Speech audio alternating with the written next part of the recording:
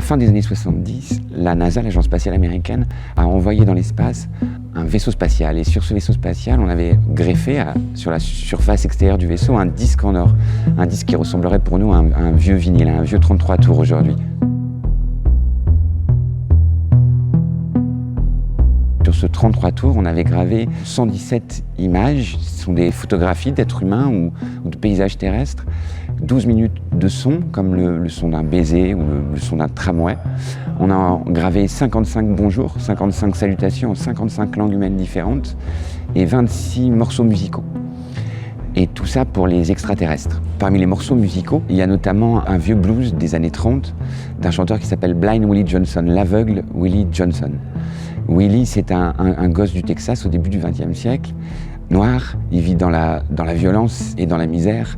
Ses parents se foutent sur la gueule sans arrêt. Et un soir, sa maman prend une poignée de soude qui est destinée à fabriquer de la lessive et jette au visage de son fils et fait fondre ses yeux. C'est comme ça que Willie, à 7 ans, va devenir aveugle. Il ne peut plus aller travailler dans les champs de coton, il ne peut plus aller travailler sur les chemins de fer. Alors il va devenir ce chanteur de blues et de gospels. Et il mourra à 45 ans dans les ruines de sa maison qui avait été incendiée.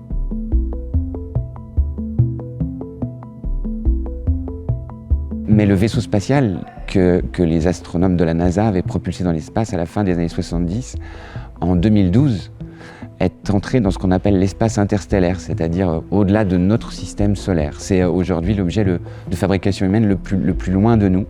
Il va survivre pendant 1 milliard d'années et il portera avec lui la musique de Blind Willie Johnson. Willie Johnson est devenu notre ambassadeur intergalactique pour 1 milliard d'années.